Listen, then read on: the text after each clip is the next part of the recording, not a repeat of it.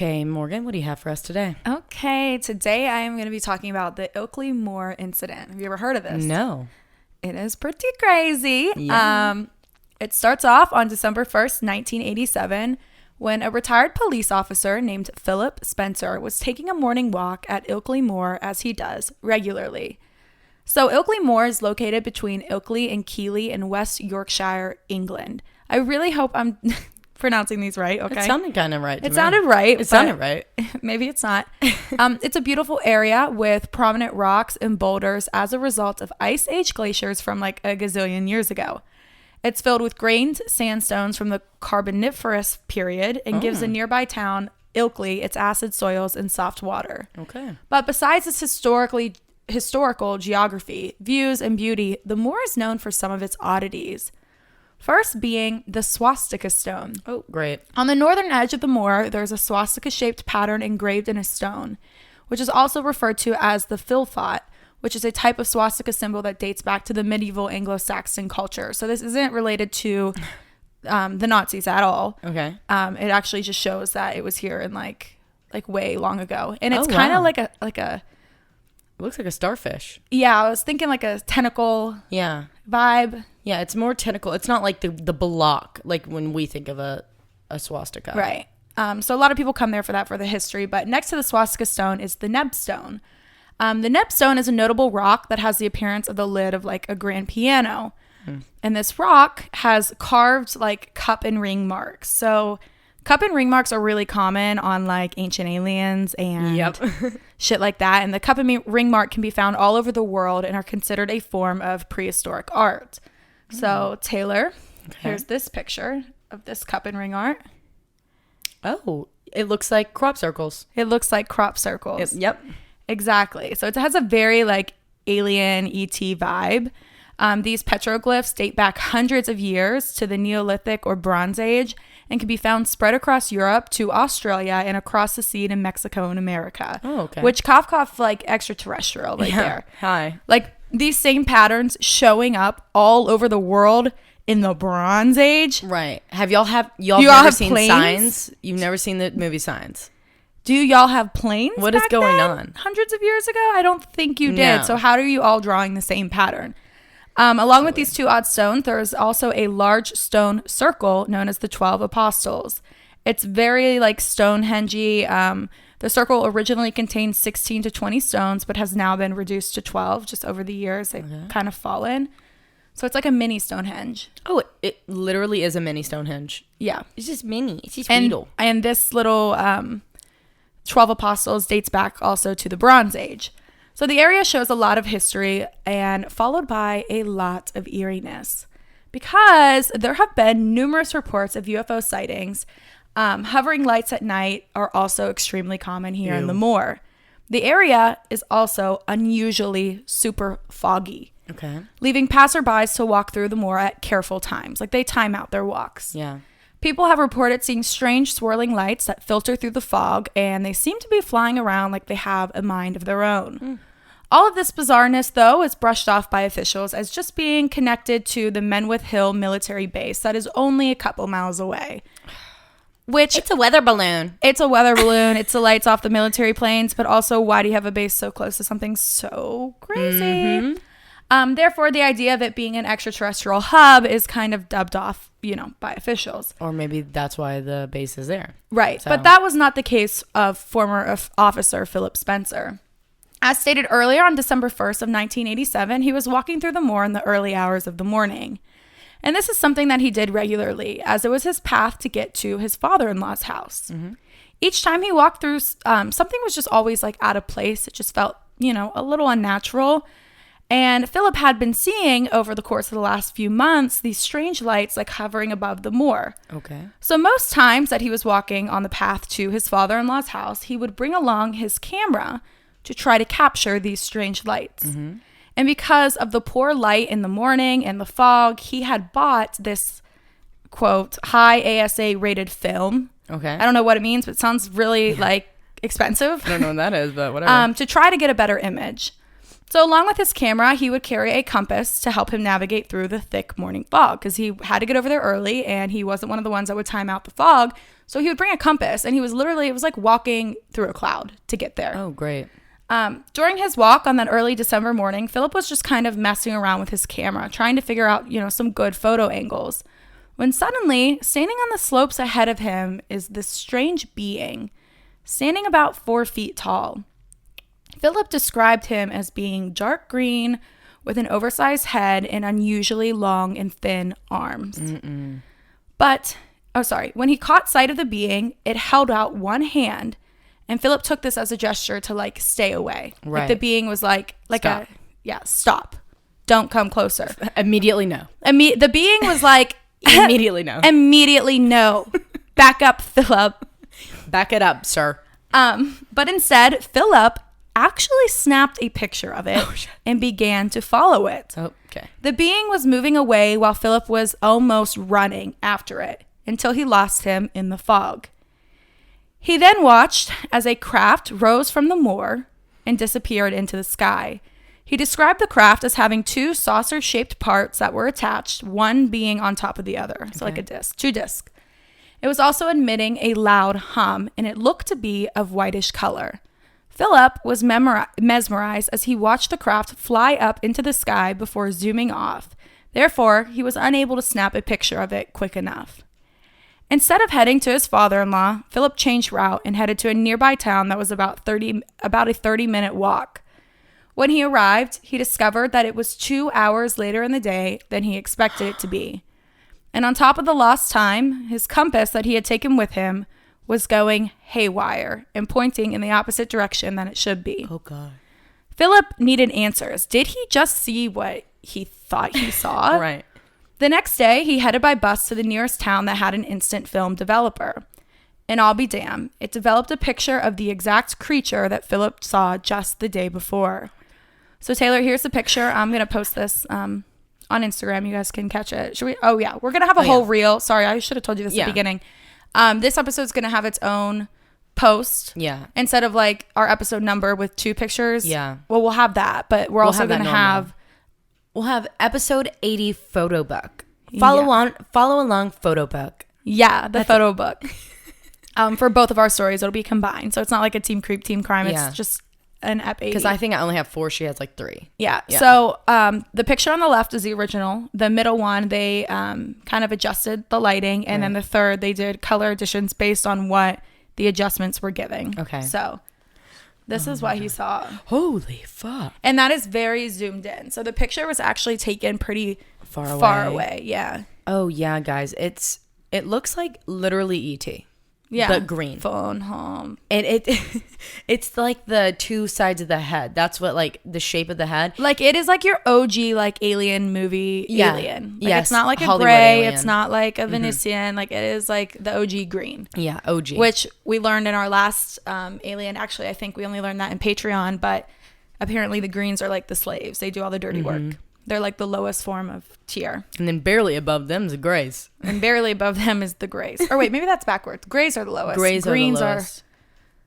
Kind of the bigger dogs, but then I don't know. Because greens are whatever. You know what? It's fine. I don't remember, but I think her name was Hillary Porter. She knows all about it. Ask her. I was on a Patreon 12 or 11. It was last month. So yeah, it was last month. Go check it out if you want to listen to it. So shortly after, Phillip then made contact with a UFO researcher named Peter Ho and also Jenny Randalls. He handed over the copyright of the photo and immediately it got leaked. Nope. It was media storm all over the front newspapers with titles like Alien Encounter on a Wild Moor and with a printed and enlarged black and white photo of the picture that Phillip had taken. Throughout all of this, Phillip insisted on keeping his anonymity. How do you say that? His name anonymous. Anonymity? I can't say that. Anemone. I can barely say anemone. Anemone. Anonymous. Anyway, he was adamant about being anonymous.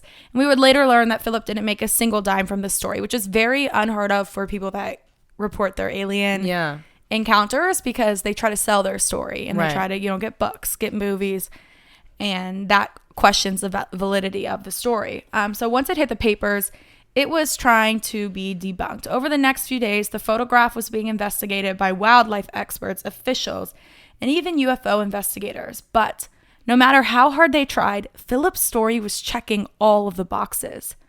A wildlife photographer expert examined the object in the image, and it was not an animal of any known kind, obviously. Yeah. Not to mention, sheep inhabit the area on the moor, and besides that, just a couple small animals here and there. But for the most part, it's just sheep. You just see sheep.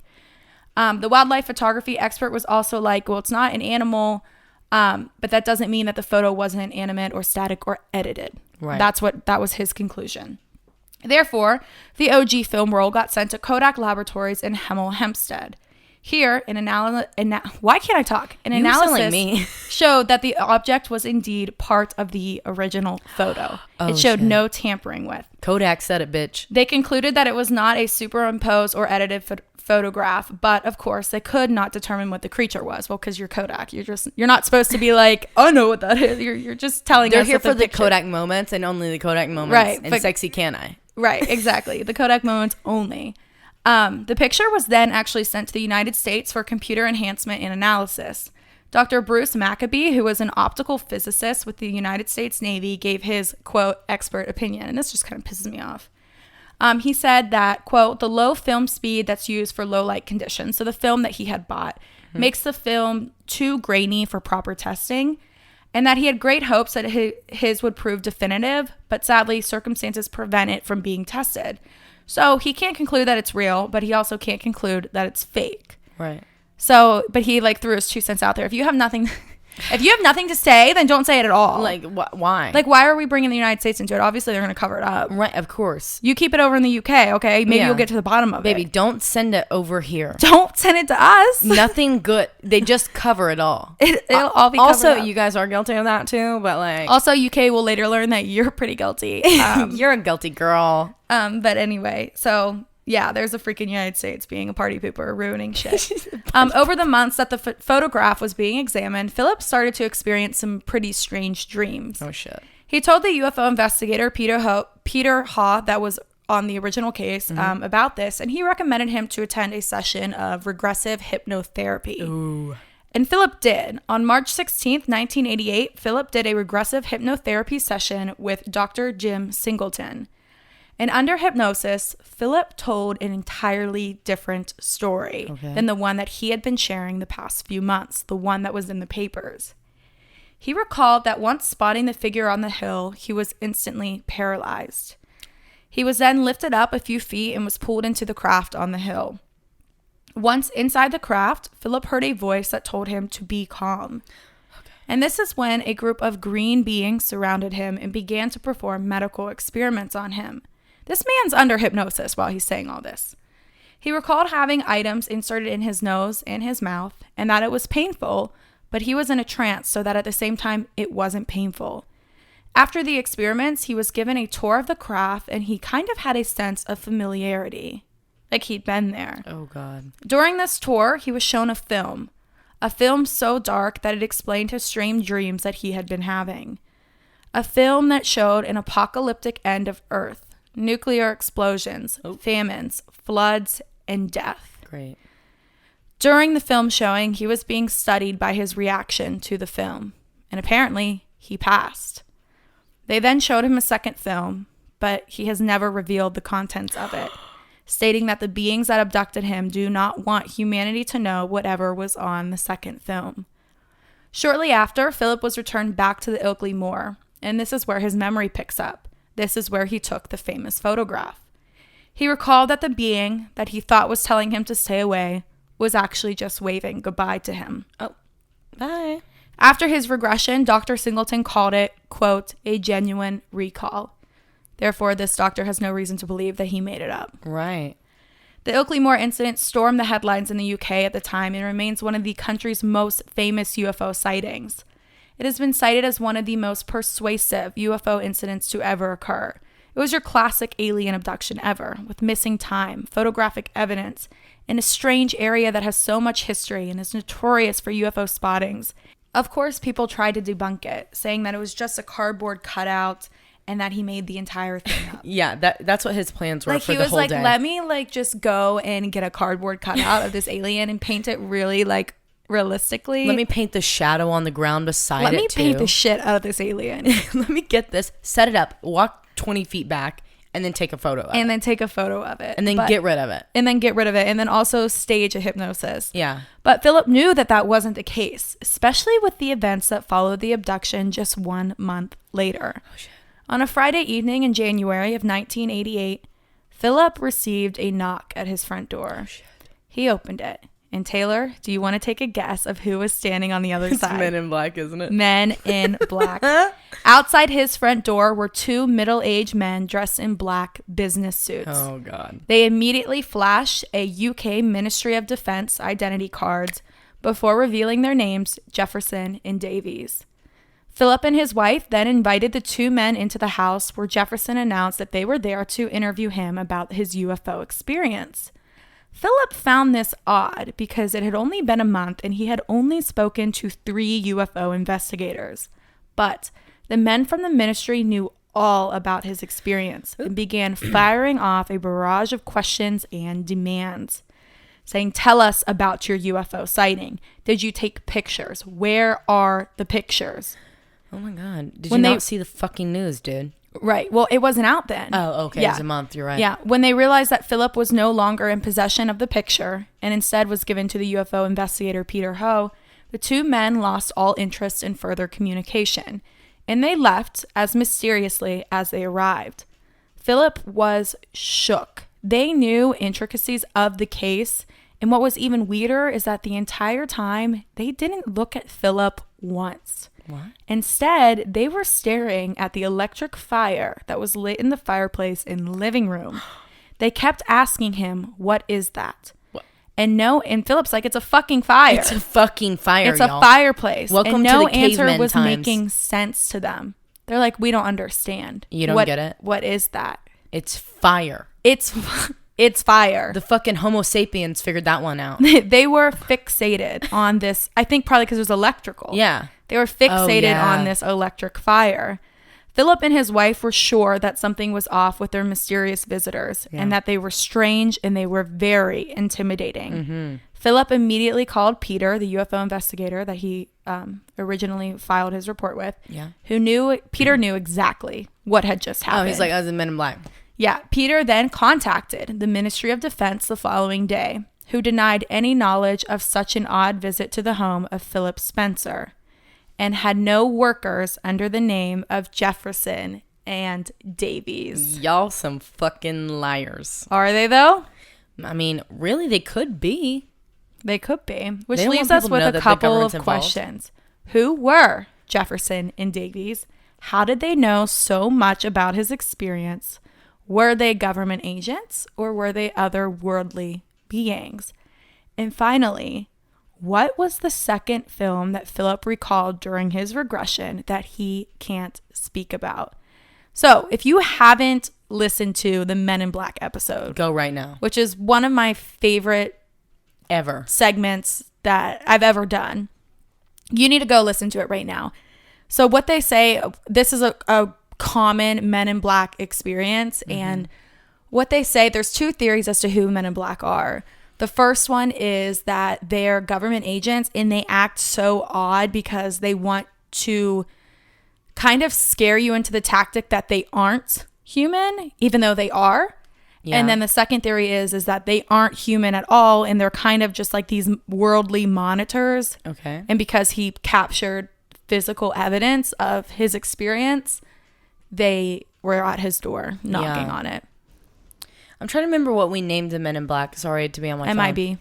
Was it MIB? I can't remember if it was Bad Apples or MIB. No, that was Church of Bad Apples. Oh, yeah. Yeah. And that is the Ilkley Moor incident. Okay, but here's my true question. I can't remember the full details of what we discussed, and I remember our Men in Black episode, but I don't remember like everything that we talked about off script from your case. But how unlikely would it be if Men in Black were also extraterrestrial, investigators, but also worked with countries' governments. Oh, for sure, right? For sure. So that's how they get all these badges, and I think that's why when they called, they don't want anybody to know that the government is actually giving any attention to something so outlandish, right, like aliens. And I only saw this on one source, but apparently, like 2 days after this event happened, that same Ministry of Defense kind of sat him down and interrogated him, like they harassed him. Okay, then what? You already came here. Right. Hey, did you guys figure out the And then a electrical month fire? later, they sent 2 agents there. Oh. Men in Black, baby. It's Men in Black. This is confirmed. It was an alien abduction.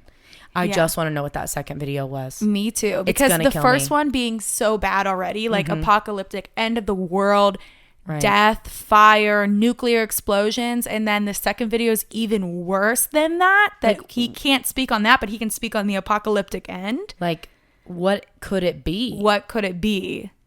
What's worse than the end of the world? Is that they're already here and like running us? Probably. It probably just was like, here's all the secrets to every fucking government. And you know what? The alien that he captured on photo was probably like his fucking dude. Yeah. He's like, bye, man. He's probably like this little. Day. It was probably his first visit on Earth, and he was like, got to abduct someone, and he's like, bye, buddy. He's just like this real hype kid, and he's like, rock on, buddy. Rock on. Have the best day. Bye, Phillip. It was so good to meet you, my man. First human ever. Really awesome. Have a good day, Phillip. Do you think I can get the autograph? Like, you want to play hide and seek? Come get me if you can. Like, bye. Love you. Running away. Holy shit. Yeah. It's crazy. It's seriously like the most notorious sighting in Europe. Yeah. That's a great one. I wonder if later on, well, I wonder how the timelines line up on this because I don't remember, but with Hillary Potter. Oh, yeah. I wonder if they ever had a conversation about it. I bet they did. Because this was in the 80s and hers was in like maybe the 70s. Yeah. She probably did because the main like people she helped out were around Stonehenge. Yeah. And then this one's around another version of it, a ton of Moors. Whenever you first started telling this story, I thought you were going to be talking about the Moors murder, the same Moor where the Moors murders from England happened. And I was going to be like, bitch, we could have done a 2-parter. Yeah, the area is seriously odd. Every Moor situation, just bad vibes. I'm so just confused on what a Moor is. It's like glaciers and like just like a really rocky, like it's a clearing but filled with giant boulders. Yeah, it's like all rocks and like different levels of them. Yeah. So it's not like a Rocky Mountain type situation. It's just like I was looking at pictures, but I couldn't like get it into words as to what like a Moor is. Yeah. Besides like the historical geography of it being literal ice age debris. Yeah. And then there's like some of them have like forests around them, which is where the Moors murders. There's the fucking this is very disclaimer, okay? Disclaimer. This is a theory, but there's the fucking Nazi symbol tied into an alien thing again. Every story. And this one is a different type too, which it's not a regular more. Like it's like maybe the Nazis based their swastika, which they might have. Yeah. I'm not sure. Maybe they changed. I don't know the evolution of a fucking swastika. Right. Bailey. Sorry, y'all. Kehoe. Bailey's in my basement right now. We're gonna fuck her up. And we couldn't stop because that was such a good conversation. Yeah. But yeah. We had one of our listeners DM us not too long ago. I don't know if you remember that. And it was this giant conspiracy theory about Hitler and the Nazis. Oh, yeah. Do you remember that? Yes. It was very interesting. I'm definitely going to cover it soon. But it is a very sensitive topic. Yeah. And, we don't want to take away from any. That's why we've kind of steered clear as much as possible of like, but there's connections there. There's tons of connections in the conspiracy world. We just don't want to make anybody feel uncomfortable. So we'll do it one day, maybe as like a bonus that you can still get a regular episode one day. Yeah. And then have that if you would be open to listening to it. However, we do know it is very sensitive. Very sensitive. And awful. So fucking horrific. Yeah. Anyway, that is that. I loved I'm not gonna lie. This plus the Men in Black, because Men in Black was already one of my favorites. This is probably one of my favorite aliens. Travis Walton, sorry. Travis Walton, you thought. Barry, what were the other two? Barry and Barney and the Pascagoula abduction. I like those two. Those are all good, but this one's good just because of all the creepiness that has to do with it. With the area, yeah. Oh, I love it. Okay, thank you. Yep.